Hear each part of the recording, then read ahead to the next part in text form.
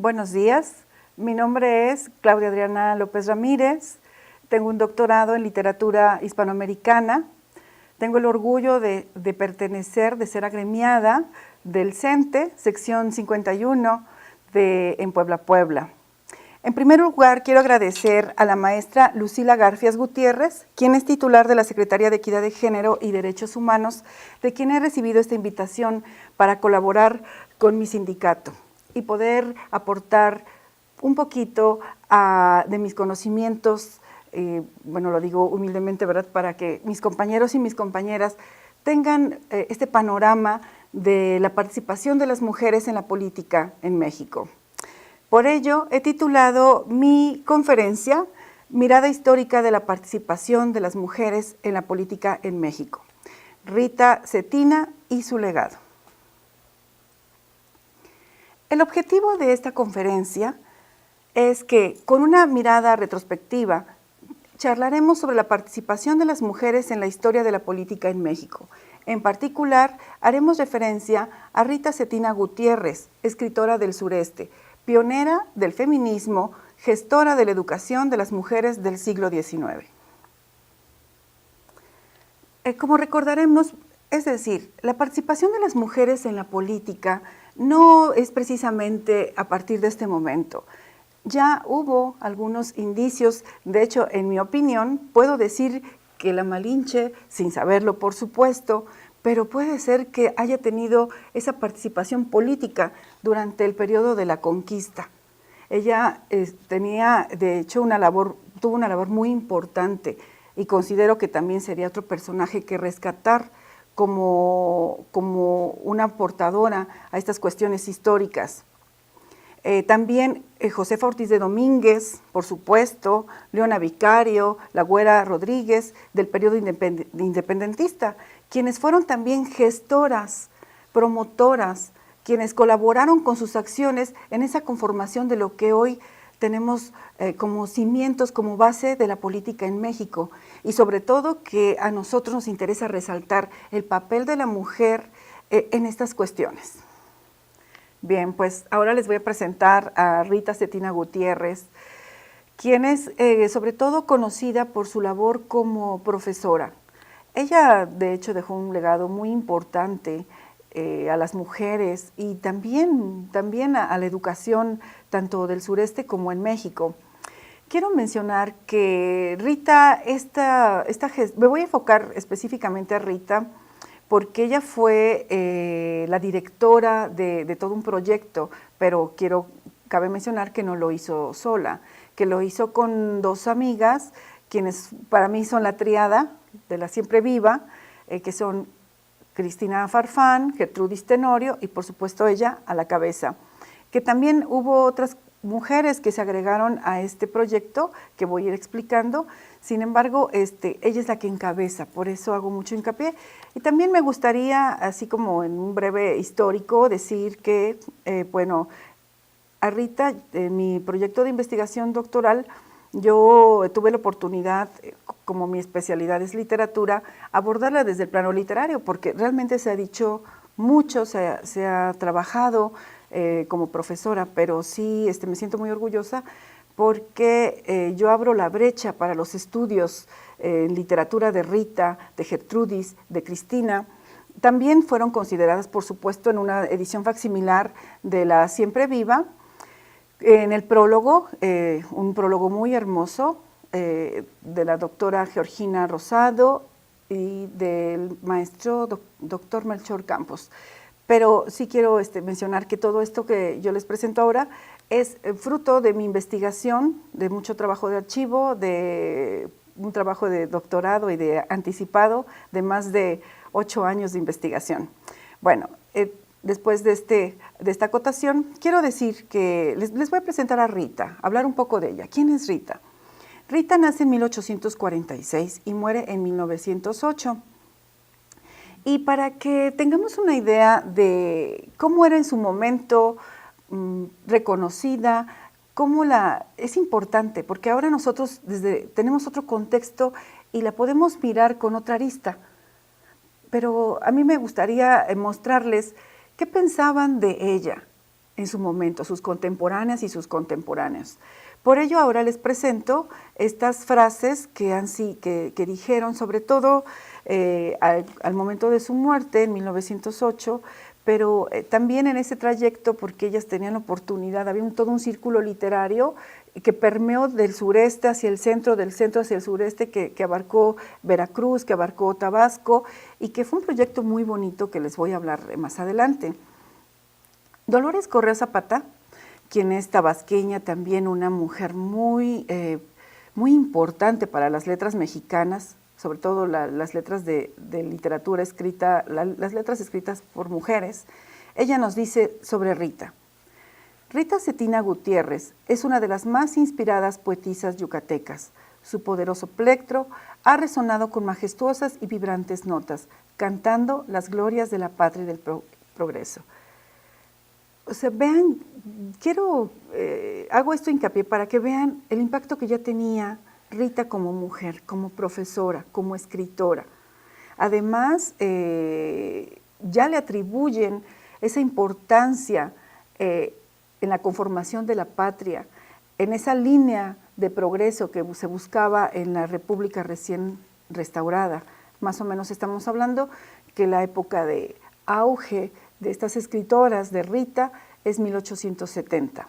Y tenemos aspectos muy claros que marcan esta importancia que Rita va haciendo un camino, un legado, va dejando ciertas cosas que precisamente por eso es importante rescatar en este momento como una mujer que aporta mucho a la historia de la política que hacen las mujeres. Entonces, este es un aspecto. Bien. Gertrudis Zavala. Gertrudis Zavala se dice que fueron grandes amigas, que fueron inseparables. De hecho, la historia real dice que Gertrudis Zavala sufrió mucho la pérdida de Rita, porque eran cómplices no nada más en la cuestión literaria, en la cuestión como profesoras, en la cuestión de gestoras de educación, sino en la cuestión personal. Rita y ella fueron cómplices en muchas cuestiones personales que en otro momento pues les podré platicar. Gertrudis dice sobre Rita: tú que cantas más dulce que las aves, tierna poetisa de la patria mía, más que el suspiro de las auras suaves, es el acento que tu voz me envía. Vemos otra vez aquí, ¿no? Se resalta esa importancia del rol que ya está jugando la mujer en la patria. Tal vez no tuvo ese estandarte que tuvieron los hombres, ¿verdad?, de mostrarse como políticos, como conformadores de una nación, pero sus congéneres sí la visualizaban así, sí la veían como una persona que aportó muchísimo a este proyecto. Bien, eso es lo que piensan las mujeres de la mujer. Hago énfasis en esto porque la perspectiva que estoy dando en la conferencia es precisamente desde la actitud feminista que tenía Rita en este movimiento, y también lo femenino que podemos ver tanto en su discurso, sobre todo en su discurso, y que lo voy a ir marcando más adelante porque no podemos confundir el feminismo con lo femenino. Pero en Rita vemos que hubo acciones feministas y que en su discurso podemos encontrar mucho de lo femenino. ¿Qué quiero decir con esto? Cómo configuraba la mujer en su discurso. Y qué es lo que nos va a aportar para ir conformando esta historia de la que hemos hablado al inicio. Rodolfo Menéndez de la Peña, quien fue su biógrafo, y este boceto biográfico, como él le llama, él lo escribe y lo presenta en 1908 como un homenaje a ella. Desafortunadamente, pues bueno, se le reconoce mucho, se habla mucho de ella, como es muy común, ¿verdad?, cuando ella muere. Y Rodolfo Menéndez de la Peña, quiero que pongamos atención en lo que él dice sobre ella. Si como maestra de la juventud femenina alcanzó tan altos títulos y merecimientos, como poeta, primero en unión de Gertrudis Tenorio y Cristina Farfán, y después ella sola, fue celebrada de todos los amantes y admiradores de la literatura regional. Hay en su lira 3 cuerdas, una que canta las glorias de la patria, las hazañas de los héroes, otra en que preconiza los triunfos de la ciencia, del progreso y de la educación, y otra finalmente en que ensalza las emociones del amor, las dichas del hogar, las bellezas del universo. Si analizamos este pensamiento de lo que Rodolfo pensaba respecto de Rita, pues hay un gran reconocimiento. Y para que el hombre en este momento ya rinda reconocimiento a una mujer, era realmente porque pues fue muy importante su labor. Como sabemos, ellas todavía les tocó un momento bastante androcéntrico, donde la institución masculina tenía mucho poder de gestión. Sin embargo, ella fue abriendo la brecha, que ahorita les voy a indicar cómo fue. Bien, y habla de su lira muy poéticamente, nos habla de lo que ella escribe en su discurso, nos habla de 3 cuerdas. Y otra vez vemos ese papel importante que tuvo Rita en la conformación de esa nación, en la conformación de la patria. Bueno, aquí las hazañas de los héroes nos suena también un tanto mítico, ¿verdad? Aquí, pues, al fin el hombre desde su perspectiva, desde el estereotipo, bueno, la mujer que de alguna manera, pues, tiene que rendir culto y admiración a los hombres, porque estamos viendo que dice de los héroes, ¿verdad? Bueno, y dice, en otra que preconiza los triunfos de la ciencia, del progreso y de la educación.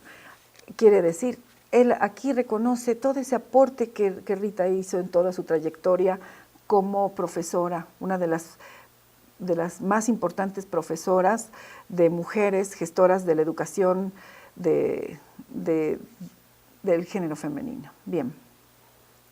Bien, ahora José Inés Novello también habla, él también dice algo sobre ella.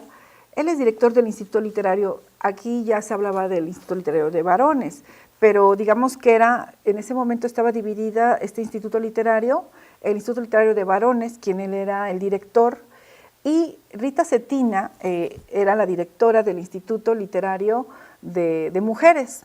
Por lo tanto, pues aquí vemos cómo hombre y mujer ya van a la par. Vemos cómo aquí esta mujer con todo lo que gestionó, con todo lo que promovió, con todo este discurso, pues va tratando de ponerse en paralelo con los varones, cuestión muy importante y de gran aporte desde un punto de vista feminista. ¿Qué nos dice José Inés Novello? Él dice, fue un espíritu predestinado para el bien, fue un carácter, fue un símbolo, impulsó vigorosamente la instrucción de la mujer, levantando la antorcha de la ciencia, formó con ella el moderno elemento social que hoy orienta sabiamente la educación femenina e infundió en su alma nuevos ideales que han arraigado profundamente. Creo que cabe resaltar cuál es la percepción ya del hombre hacia una mujer, en especial hacia Cetina. Si se dan cuenta, no nos está alabando qué bien cocina, ¿verdad? Qué bien atendido a sus hijos, qué bien atendido a la familia. Creo que esto es algo muy importante, cómo ella va dejando esas semillas, ¿verdad?, de que va formando una política diferente para las mujeres, hacia las mujeres, y que el hombre se está dando cuenta y que además se está reconociendo. Creo que esta es una aportación muy importante en esto que vemos que se sabe y que se dice de ella. Bueno, después de haber presentado qué pensaban en ese momento de Rita, les debo presentar qué pensaba Rita, qué es lo que ella plasmó tanto en sus clases, tanto en su discurso, tanto en su participación en las veladas literarias, porque más adelante les voy a hablar de eso. El pensamiento de Rita lo podemos ver en este pensamiento que les he anotado. Ella dice, lo que buscamos y deseamos es el equilibrio en el espíritu, la unión completa de la familia, de la sociedad, sin menoscabo de la dignidad de ninguno de sus miembros. Para mí es un pensamiento muy profundo. En primer lugar, Rita sabe perfectamente que no puede desmembrar, no puede deconstruir lo que se ha configurado de la mujer en ese momento. La mujer tiene que ser espiritual y no puede desatender esa parte. Le queda muy claro que una política en ese momento era esa conformación y consolidación de la familia. ¿Qué quiere decir esto? Que ella podía ser una persona profesional porque Ya les platicaré que, bueno, ella fue primero profesora, formada como en su tiempo era, en su casa, y ya después recibe la instrucción oficial y de hecho ella obtiene su certificado cuando ya era maestra de la escuela normal, como ejemplo para sus alumnas. Ella toma la instrucción y recibe su título. Sí, es muy interesante esto. Sin embargo, creo que cuido mucho las formas, los momentos, las necesidades de lo que solicitaba la sociedad y era decir, a ver, la mujer puede estudiar, la mujer puede prepararse, la mujer puede opinar, pero debe tener debe seguir conservando esa unión de su familia y de la sociedad, ¿sí? Creo que tenía muy claro cuál era el papel de la mujer. Decir, en ese momento, por supuesto, no digo que esté de acuerdo, yo comparta eso, pero las necesidades de ese momento, pues ella no podía romper totalmente esos paradigmas, entonces era como muy sutil, ¿sí? Sin embargo, para mí la última frase es contundente. ¿Por qué? Porque dice, sin menoscabo de la dignidad de ninguno de sus miembros. Y si nosotros echamos un vistazo a la historia, creo que la mujer siempre estuvo marginada, es decir, siempre fue subordinada. La mujer siempre estuvo en esa esfera de lo privado, donde el espacio doméstico, donde las labores domésticas eran las asignadas para ella, las labores, por supuesto, maternales, maternas. Y aquí dice, a ver, también las mujeres tienen dignidad, también las mujeres forman parte de esa sociedad, forman parte de esa familia. Esta frase incorpora, completa esa esfera. Es decir, de la esfera privada, ella aquí une las dos, la pública con la privada para conformar uno solo, es ser un todo integrado, donde la mujer se incluye. Entonces aquí podríamos, considero que si en este momento pudiéramos resaltar eso de no perder de vista esa dignidad que merecemos las mujeres, creo que esa parte del pensamiento de Cetina, aunque sea del siglo XIX, viene muy, muy para aplicarse en este momento. Bien, les voy a hablar un poquito de quién fue Rita, para que veamos, aquí ya les he anticipado qué fue haciendo, cómo lo fue haciendo en su pensamiento.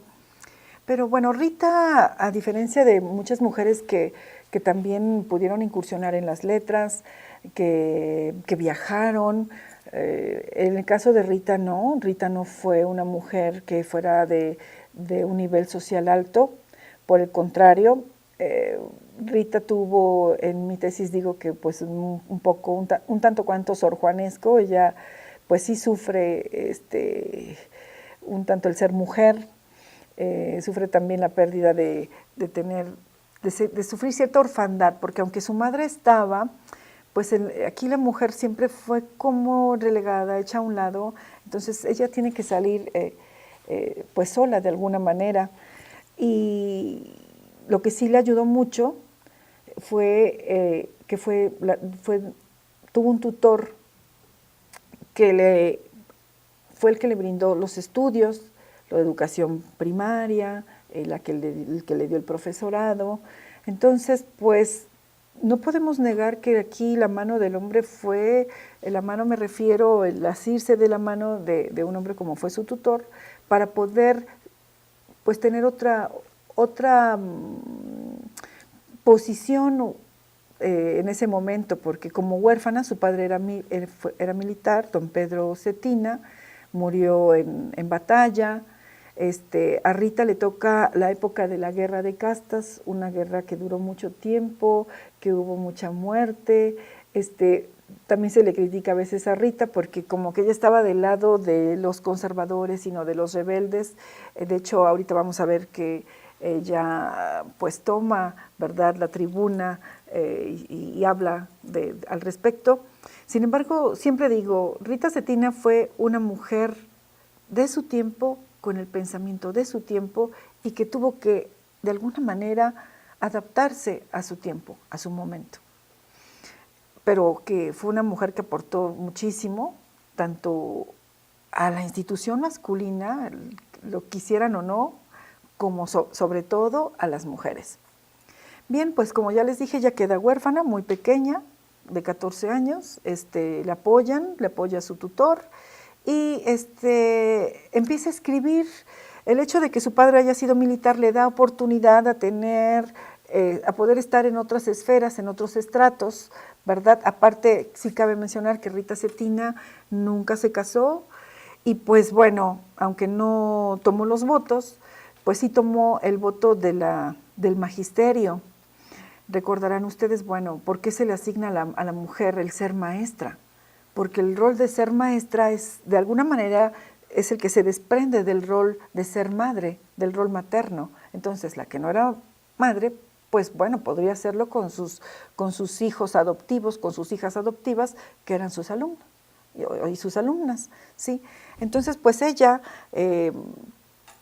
pues es madre de sus alumnas, sobre todo, porque creo que ella es aquí donde lo que resulta ser un ícono en la educación de las mujeres del siglo XIX. Bien, sus primeros escritos los hace a sus amigas, donde, de hecho, José María Vigil en su antología habla de que la poesía casi casi fue el género perfecto para las mujeres porque podían expresar toda esa emotividad, todo ese amor, toda esa conmoción que guardan, ¿no? Entonces, que la poesía era perfecta para las mujeres. Entonces, dentro de estos estereotipos, dentro de estos constructos, bueno, pues las mujeres que escriben regularmente, no estoy diciendo de una manera general ni totalitaria, pero generalmente era poesía. Las mujeres que tenían otra posición, bueno, pues de hecho habían ido al extranjero, podían hacer traducciones al francés, al inglés, pero ella no fue así. Entonces, pues siguiendo estos patrones, sus primeros escritos son precisamente poesías.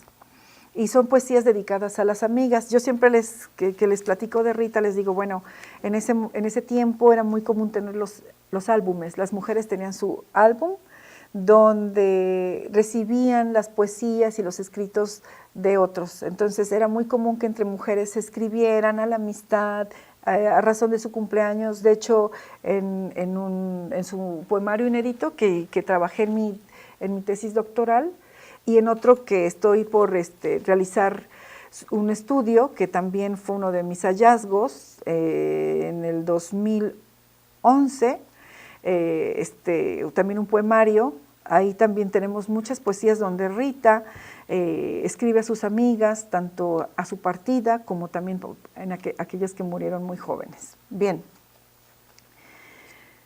Entonces, aquí sus primeros escritos son en los álbumes. Les decía yo que siempre les digo cuando explico que los álbumes son como ahora en el Facebook, ¿no? Es decir, te publican en tu muro algo y tú lo ves, te ponen, hasta te etiquetan, ¿no? Para fulanita de tal. Y así eran antes los álbumes. Digamos que los álbumes eran los muros del Facebook del siglo XIX. Entonces ahí las amigas se publicaban, se etiquetaban, se dedicaban y mantenían, era una forma de dialéctica de esa relación amistosa, ¿de acuerdo? Bien, a los 20 años ella hace su primera presentación en público. Es aquí donde a mí me parece algo muy simbólico, porque ella sale de esa esfera de lo íntimo para salir al espacio público. A los 20 años hace su primera presentación, y precisamente les traje un pequeño fragmento para que vean cómo ella ya empieza a incursionar precisamente en el ámbito político. Y les leo el título, dice: composición leída en la esquina del Bazar, la tarde del 4 de octubre de 1866, en la recepción del coronel Daniel Traconis. Sí, esta composición habla, no se las voy a leer, solo voy a hacer un breve comentario. Esta composición, imagínense una chica de 20 años que se para en una tribuna donde la mayor parte era reconocer a los hombres, ¿sí? Entonces, pues era algo muy, muy, muy, muy importante para una mujer en ese momento. Ella nació en Mérida, Yucatán, Y ahí precisamente en esta ciudad llegan, ¿verdad? Después de que llegaron, aquí lo dice ella, invictos esos héroes que estaban forjando la patria y que habían ido a combatir a los rebeldes, ¿verdad? A los mayas rebeldes, llegan victoriosos y esta mujer hace una composición nada menos y nada más que al coronel Daniel Traconis. Pues esta fue la puerta, más bien fue la llave maestra que abrió esa gran puerta para que Rita entrara en otra esfera, en la esfera de lo público, en la esfera del reconocimiento, en la esfera donde se valoró mucho su actitud y ese deseo de escritura. Bien, aquí les anoté, bueno, desde un punto de vista literario, que ella, esa es mi intención en mi trabajo doctoral, insertarla. ¿En dónde se ubica? Ella se ubica, de acuerdo a lo que la investigadora Belén Clark menciona, forma parte de esa constelación de las letras de escritores que conformaron las letras patrias. Y esta constelación es después de la República restaurada.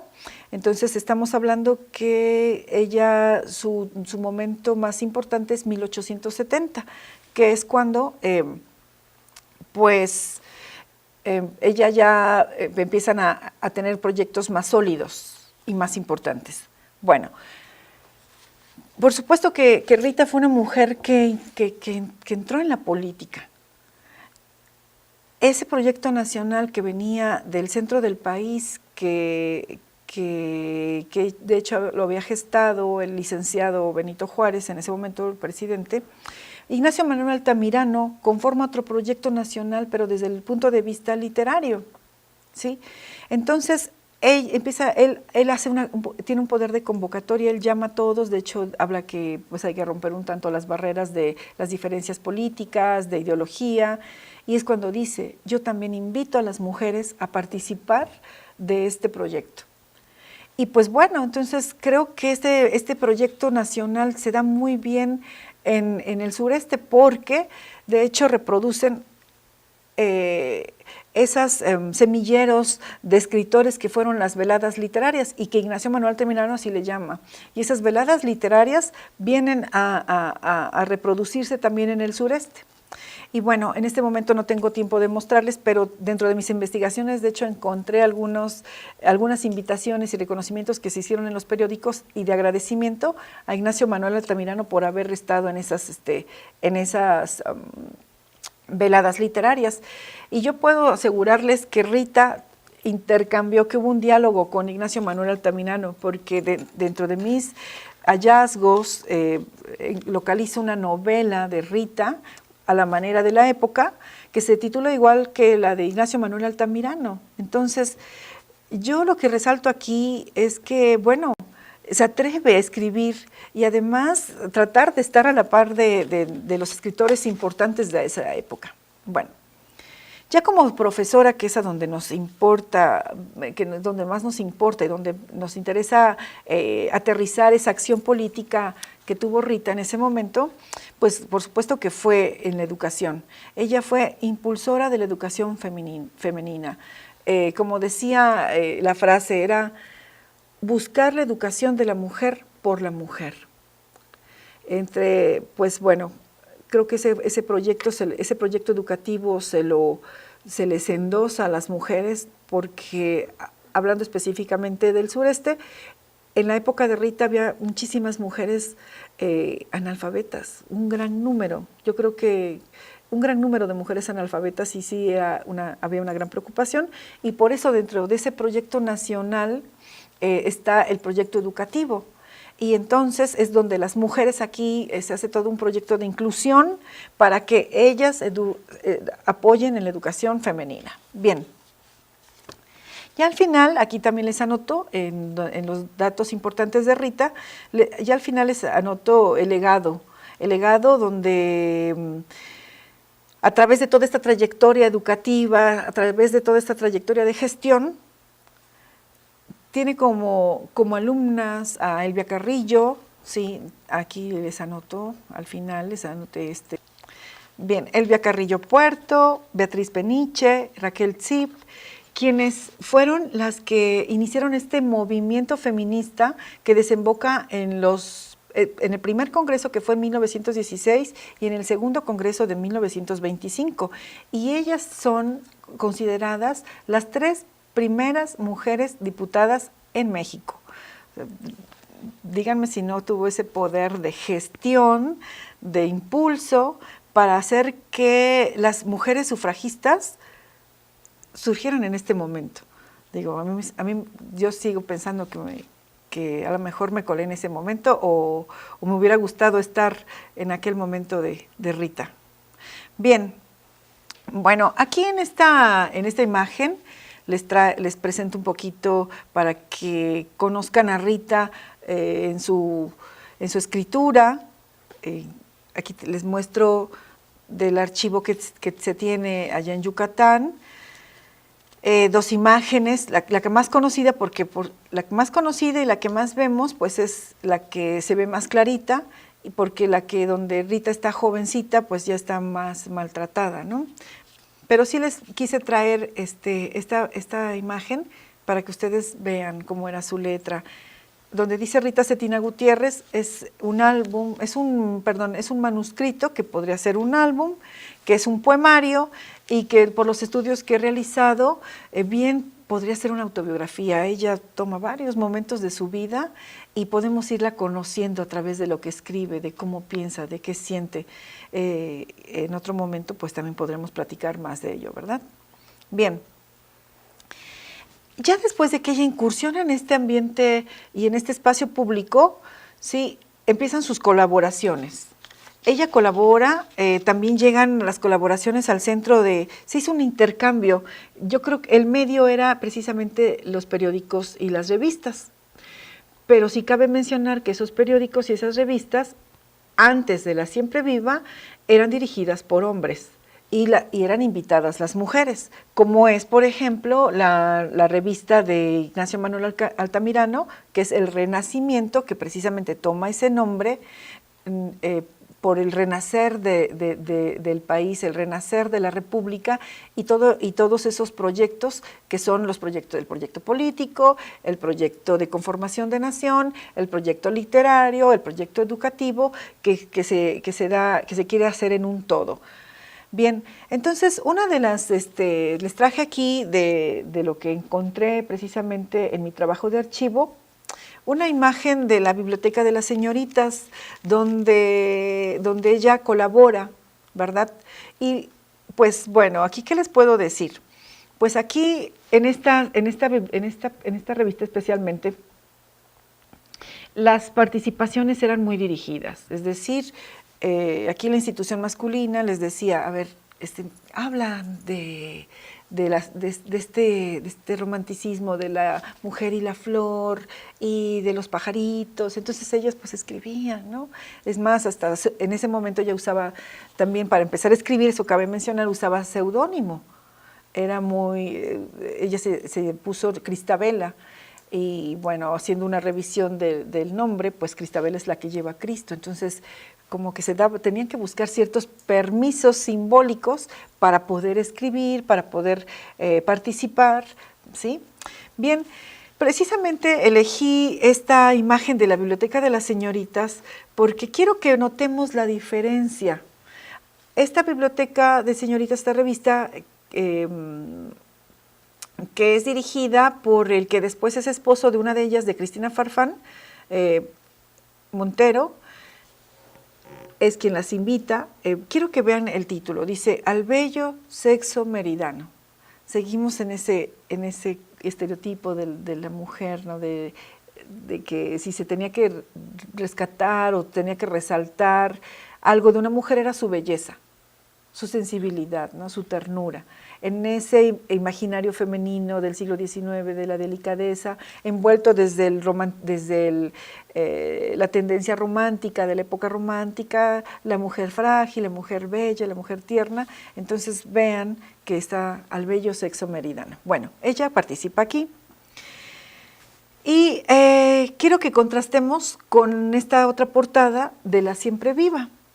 ¿Sí? En esta de La Siempre Viva, donde aquí es donde yo le llamo la triada de la Siempre Viva, triada de las 3 mujeres que son las que potencializan, quienes desarrollan, quienes impulsan ese proyecto que era conformado en primer lugar por una sociedad, ¿sí? Que esa sociedad estaba formada por mujeres de la élite meridana que tenían recursos, pero pues digamos que aquí el saber, la gestión y esa actitud política de moverse la tenían pues las 3. Y bueno, entonces le asignan ese proyecto tan ambicioso, tan embarcador y tan profundo a Rita Cetina. La nombran directora de los 3 proyectos.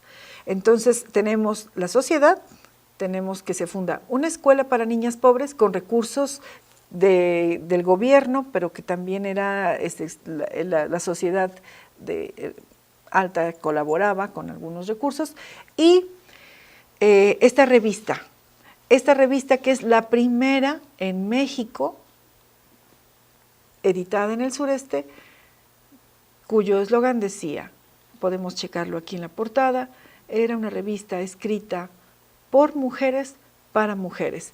Y lo más interesante es que, ¿se acuerdan que les mencioné que en la Biblioteca de las Señoritas estaba dirigida al bello sexo? Aquí ya la mujer empieza a dejar de ser ese bello sexo para decir, a ver, ilustración, caridad, bellas artes.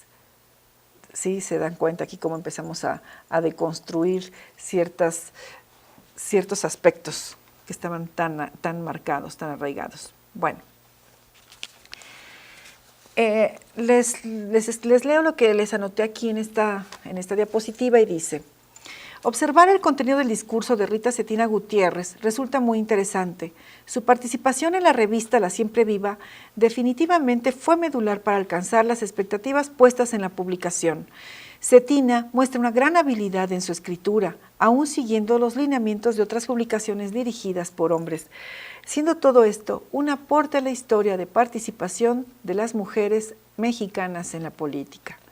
La Siempre Viva captó la mirada de las lectoras meridanas, también de otras mujeres interesadas en ocupar la pluma como medio de expresión de la mujer decimonona, y aunque de manera no explícita, también atrapó la atención de la institución masculina.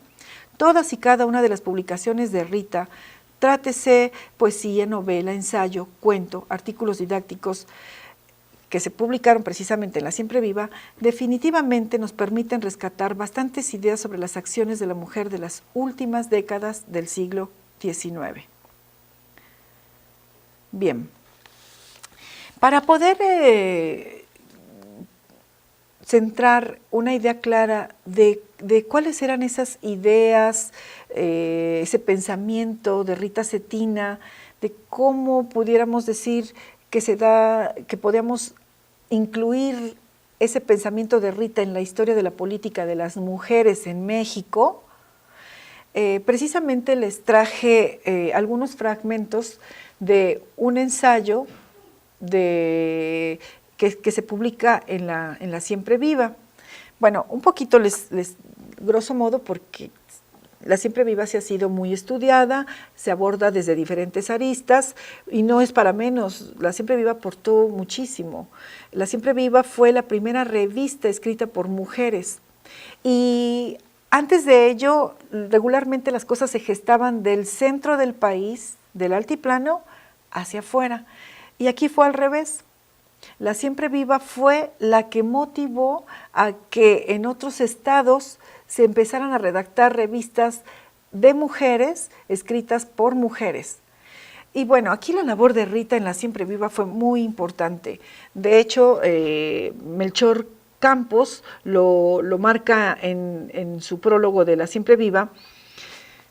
Ella hasta escribía las poesías y las mandaba, ¿verdad?, para que se publicaran, y decían: agradecemos a nuestra querida Alejandrita que nos mandó este poema, porque vemos que qué bueno que se motiven a escribir y estamos muy orgullosas de que esta revista propicie que la mujer escriba, que la mujer participe, que la mujer colabore.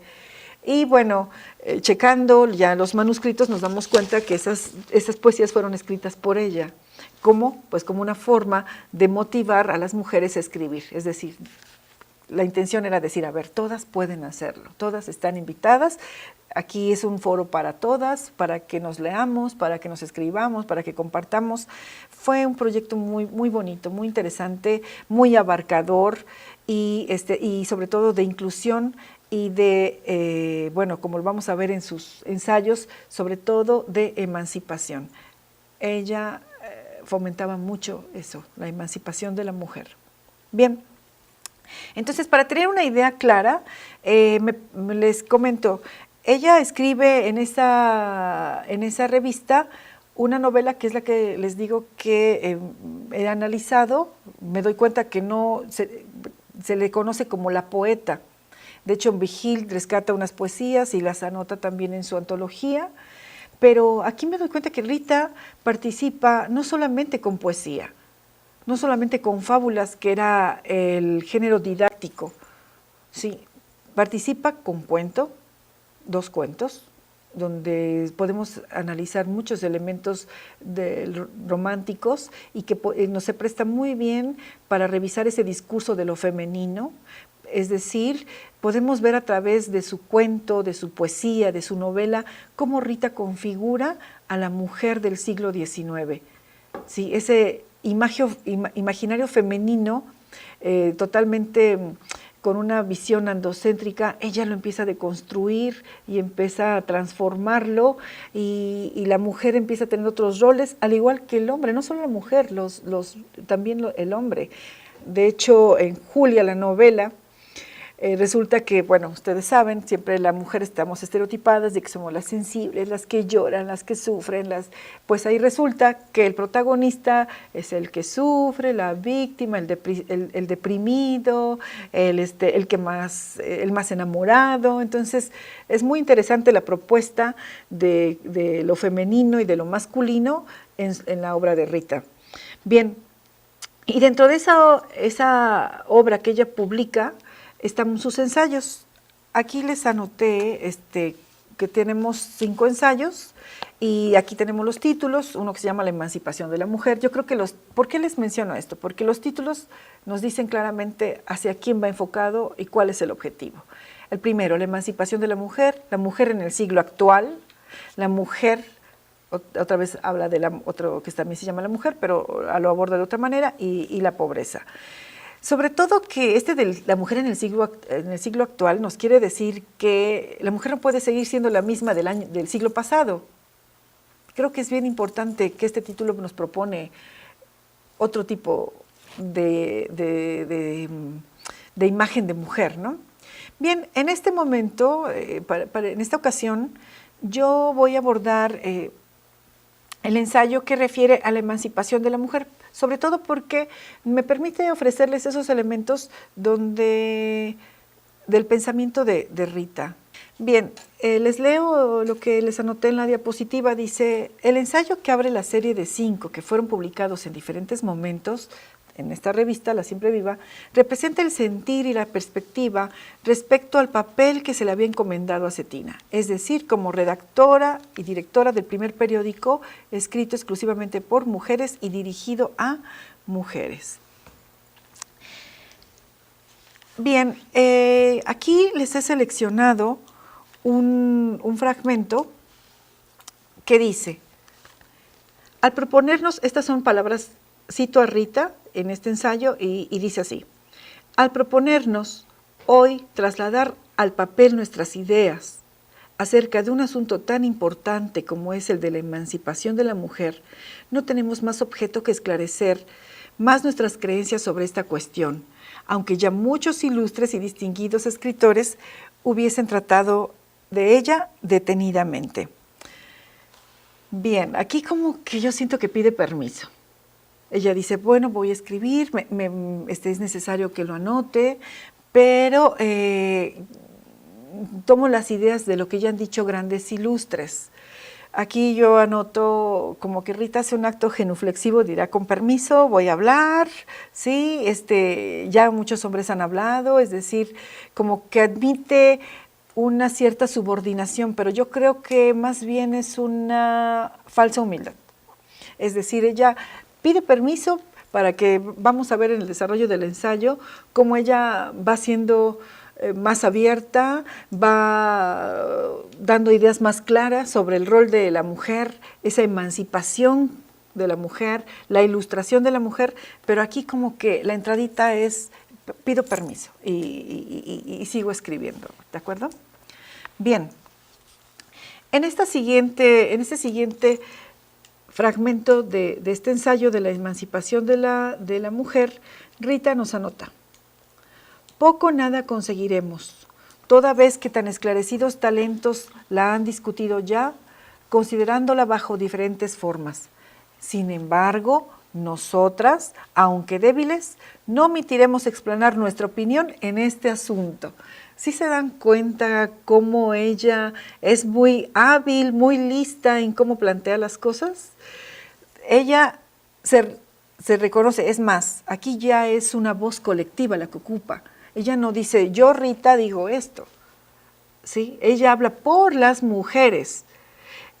Esto es algo muy importante de la revista, por eso La Siempre Viva se le considera que pudiera ofrecernos muchos elementos desde diferentes aristas, y si nosotros lo aterrizamos precisamente en de la historia de la política o de la historia de las mujeres en cómo incursionan en la política, La Siempre Viva nos da grandes elementos, grandes aportaciones, porque en lo que ellas escriben, en específico, en esto que escribe Rita, entre líneas se dicen muchas cosas.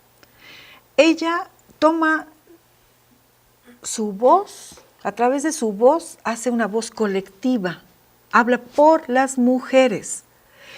Y si se dan cuenta, seguimos en ese tenor de que, bueno, aunque somos débiles, es decir, sí, somos débiles, pero no omitiremos explanar nuestra opinión en este asunto. Eso quiere decir que, bueno, pues no me voy a quedar callada, voy a decir lo que pienso, voy a externar, además aprovecho el papel para poder decir lo que las demás también comparten conmigo. Digo, ese poder de convocatoria que llegó hasta conformar, ¿verdad?, ir haciendo el camino para que más adelante se llegara a un congreso feminista, pues creo que las alumnas aprendieron muy bien y supieron leer entre líneas. Bien, en este siguiente fragmento vamos a ver qué nos dice Rita. La emancipación de la mujer, como nosotras la entendemos, no separa a esta moralmente del dominio del hombre, ni puede dar jamás el resultado de la abdicación de los sentimientos más nobles y más puros de su alma. Y si con ansia la deseamos, es porque quisiéramos verla libre de las preocupaciones que sin cesar la circundan, haciéndola vivir en la ignorancia y constituyéndola, por lo tanto, en un ser excesivamente desgraciado. Aquí hay, en mi opinión, hay reclamo. Además, otra vez, una voz colectiva. Entendemos, es decir, sí queremos separarnos, o sea, como que es lo que les digo, siempre había dicho, ella avienta la piedra y esconde la mano, ¿no? Dice, no, bueno, entendemos que seguimos moralmente unidas al hombre, bueno, estamos supeditadas, admite la subordinación, sin embargo, dice, pero, ese pero que anula todo lo anterior, ¿verdad? Dice, queremos verla libre de preocupaciones. Esa es la intención de Rita, reivindicar a la mujer, darle otra postura, darle otra posición. ¿Y cómo? A través del conocimiento, a través de la ilustración. ¿Sí? Bien, es en este otro fragmento que nos dice. Ambos fueron dotados por él, de inteligencia, razón y sentimientos. Ambos fueron dotados de libre albedrío. ¿Por qué tenerla sumida en la ignorancia y emplearla solamente en el trabajo material? Queremos, pues, deseamos con ardor que la mujer se ilustre, para que abarcando su inteligencia todos los conocimientos del hombre, pueda indagar y descubrir como él los secretos arcanos de la naturaleza.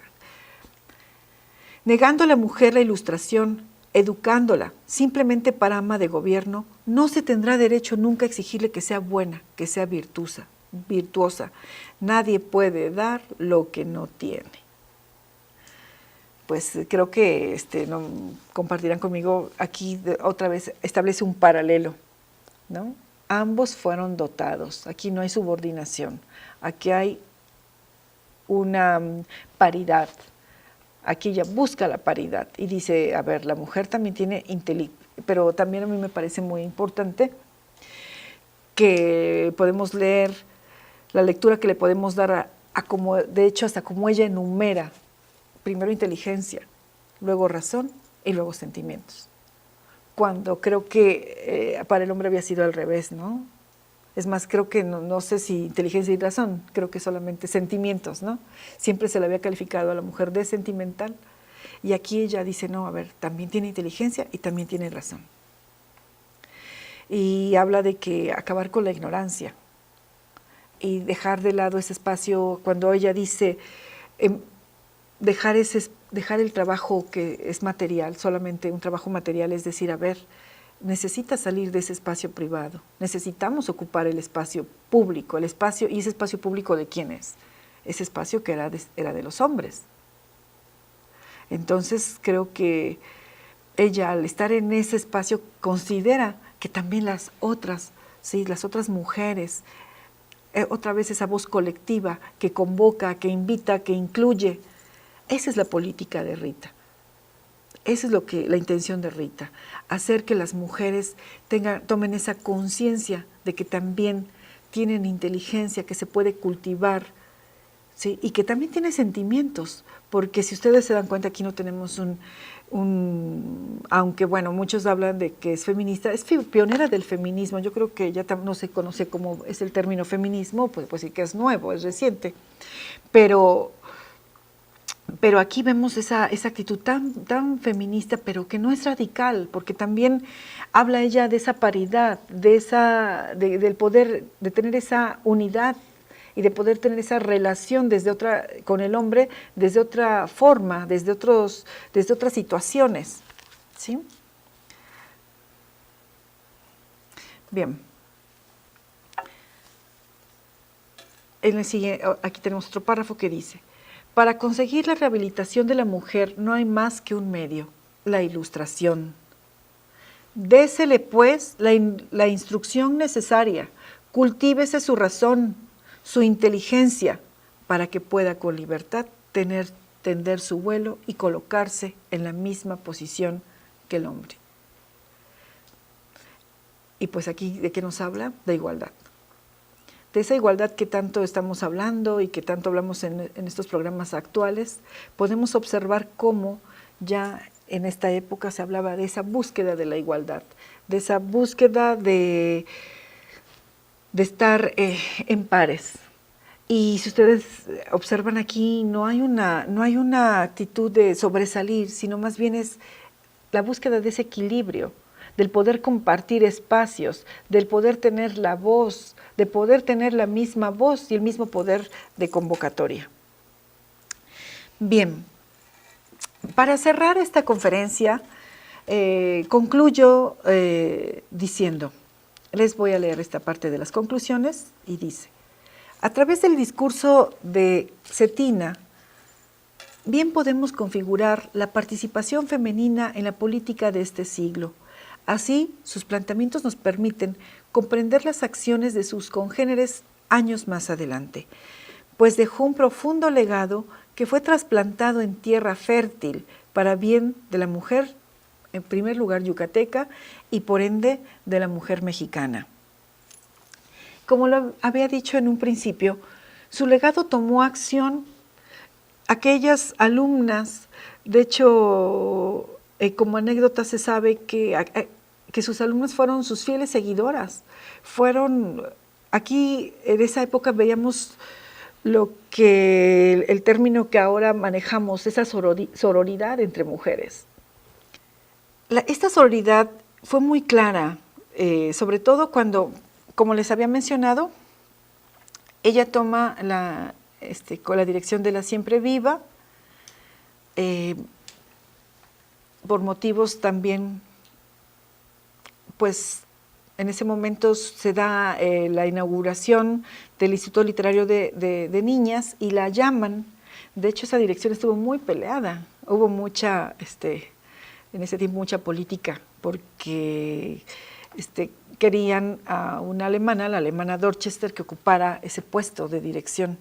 Pero finalmente, bueno, ven todo el talento de Rita y le dan la dirección del Instituto Literario de Niñas, que les decía yo al principio que Inés Novello, cuando ella fallece, da las palabras que era el director de varones. Pues ella tiene mucho éxito, empiezan con muy poquitas alumnas, muy poquitas alumnas, y van ampliando, ¿verdad?, el número de matrícula. De hecho, todavía esos libros de matrícula los encontramos en el archivo para su consulta.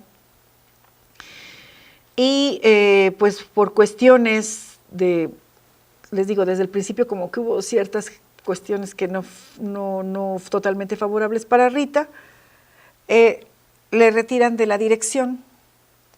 Y fue tal la sororidad de sus alumnas, el deseo de seguir con ella, que se salen del Instituto Literario de Niñas y ella se va nuevamente a abrir las puertas de la Siempre Viva por una segunda vez.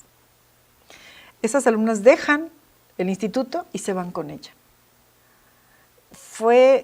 ¿Por qué lo menciono? Lo menciono por ese poder que tuvo de gestión, por ese poder que tuvo de convocatoria, porque Rita no solo fue una mujer que se expresara en el discurso, su discurso lo llevó a la práctica. Ella apoyó siempre a la mujer, apoyó a sus alumnas, ¿sí? Fue una maestra muy querida, tanto que al final cuando ella enferma y tiene que dejar sus clases, bueno, pues en aquel momento el gobierno no le apoya y pues escriben Dolores Correa, si no mal recuerdo, le escribe una carta al gobernador pidiéndole que por favor no desamparara a esa mujer que había dado tanto. Sí, entonces el hecho de dar la cara por la amiga, el hecho de dar la cara por esta mujer y que tuviera una vejez y un final digno, pues habla de lo querida y de lo importante que fue pues su legado y sus acciones. Y bueno, de ahí de esas alumnas fueron las que toman ese estandarte del feminismo, pero ya más consolidado, más con esa forma, y forman de hecho algunas, les llaman así, las ligas feministas. Les he traído la imagen. Esta imagen también es parte de mis aportaciones, de mi trabajo de archivo. Esta revista, esta imagen la rescaté en la Biblioteca Yucatanense, ¿sí? Y tenemos que en el periódico de la Revista de Mérida, así se llama, la Revista de Mérida, está esta imagen donde nos habla de de las acciones de la Liga Feminista. Bien, pues bueno, agradezco mucho el tiempo que se tomaron para escucharme. Espero que lo que haya aportado sirva un poquito para ir conformando esta historia tan interesante de la participación de las mujeres mexicanas en la política de nuestro país. Y pues, en espera de que les sea útil, muchas gracias.